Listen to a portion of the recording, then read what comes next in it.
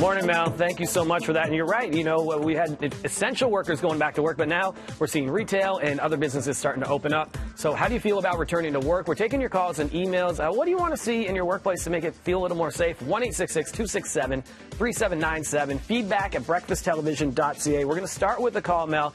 We have Rosanna on the phone. Good morning, Rosanna. Morning. Good morning. How are you? Good, good. Good. Now, are you going to be heading back to work soon? The job that you have require you to? Not yet, but I work in an office situation. But just listening to all the talk, it causes a lot of anxiety, only because I need to get into a subway, and then I need to get into an elevator. And when I hear that it's not safe to go to a baseball game or get shoulder to shoulder to people, and then you're telling me it will soon be safe for me to wear a mask and get onto the TTC, the two don't compute to me. I don't see the evidence where I'm going to feel safe doing that. Rosanna, has your employer been in touch at all to say what protocol might look like should you return?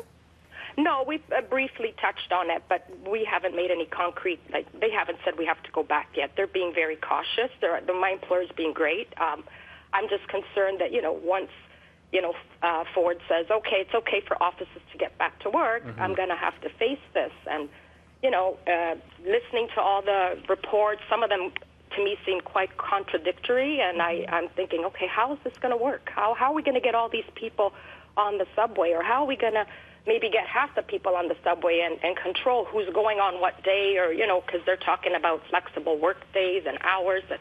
I don't know how this is all going to work. Yeah, for you, it's more not returning to work. That's a bridge you'll cross when you need to. It's how do I get there when that's happening, right? Exactly, because, the office is open and there's quite enough space, and if we're careful, I think it would work. Transit's really important, and depending on which city you're in, and you're calling in from North York, where the TTC has said it is suggested or recommended that you wear the masks, but we've talked to a lot of people who've said that's an anxious time to wear those masks. Of course, no one really wants to wear one, but it does bring up some really good points, Rosanna. Thank you so much for calling.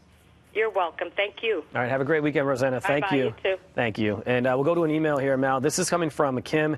She says, good morning, BT. I work in daycare with toddlers. I can't wait to see them again, but I am nervous at the same time. I just don't understand how social distancing works with toddlers. They are young and need extra help doing things, and they need a lot of contact in general. I have an amazing supervisor, so I do have faith the right decisions will be made. This is Kim from Mississauga, Ontario, and you have a toddler. I sure you do. can definitely empathize with her.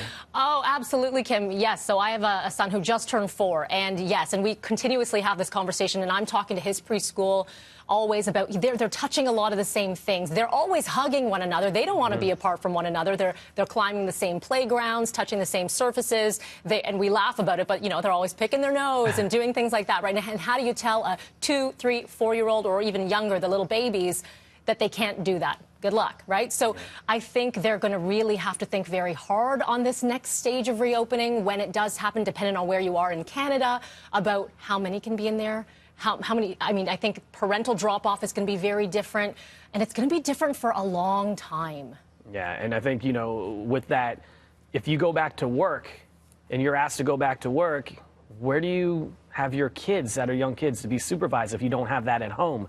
If you can't go to a daycare, if there's no school, there's no day camps, what's the situation going to be there? So I think we are a bit off from that happening soon. I would think that all needs to be figured out and planned out before you can ask people to say, hey, we need you to come back 9 to 5 or whatever it might be for your job. So. You got it. And it's a domino effect, as you just mentioned. Yeah. Yeah. Okay. Let's get to the next email. This is coming from Casey. Casey says, I'm definitely not safe returning to work as I rely on the TTC to get to work. People are crowded into the TTC standing room only for most of my commute. If masks will not be mandatory and enforced on TTC and in workplaces, I cannot obtain an N95 mask. I will not be commuting on the packed TTC and going into shared small cubicles that neither can practice physical distancing measures. I am on a chemotherapy as well as on immunosuppressant therapies. If I catch COVID-19, it won't be a good outcome for me. I'm safer and more productive working from home.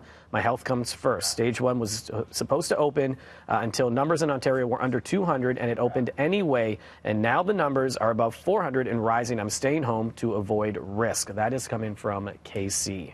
Dee, how many people have you talked to working from home who said they're actually fairly productive? Yeah, a lot of people. A lot of people. You think about, depending on where you live again and your commute to work, for some people, that's 3 hours of their day, you know? Absolutely. So, and they've done multiple studies. I think that one study brought to us said, I think it was like a 1% difference in what you're able to get done. And also, you're always accessible, right? Your boss is sending you those emails at 9 o'clock, and they know you might be around the laptop. So there are pros and cons, definitely, but I think all employers are going to rethink the environment, the actual physical environment, as well as how to manage their employees. But if you are an employee right now and you have concerns, now's the time to talk to your employer and see what plans they have in place. Because, yeah, no doubt, this is all going to look very different. This conversation is definitely going to be an ongoing one over the next few weeks, months, and even to the rest of 2020, I would think as well. Mel, thank you so much. You got it. Always nice to talk to you.